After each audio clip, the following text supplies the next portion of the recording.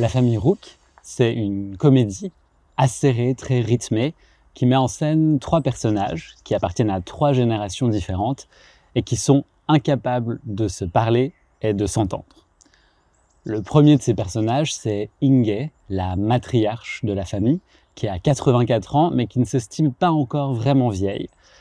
Au début du roman, quand on la découvre, elle vient de tomber dans les escaliers de sa maison et de se casser le col du fémur. Mais ce qui la chagrine le plus dans cette histoire, c'est que son fils Karsten ne vienne pas la voir à l'hôpital.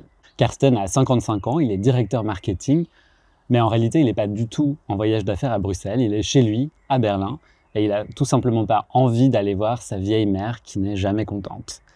Il va pourtant devoir s'y résoudre et aller passer quelques semaines chez elle, dans la maison où il a grandi, avec sa fille à lui, Lisa, 15 ans, qui est en colère contre la terre entière, à commencer par son père justement, qui travaille pour une entreprise de sachets de congélation et contribue donc grandement à détruire l'environnement.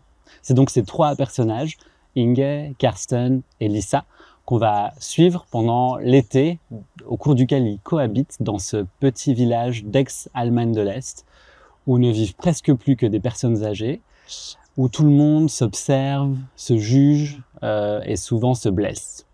Comme dans son premier roman, Martha et Arthur, Katia Schoenherr maîtrise à la perfection l'art de mettre en tension ces personnages dans une écriture très visuelle, hyper lucide et très drôle.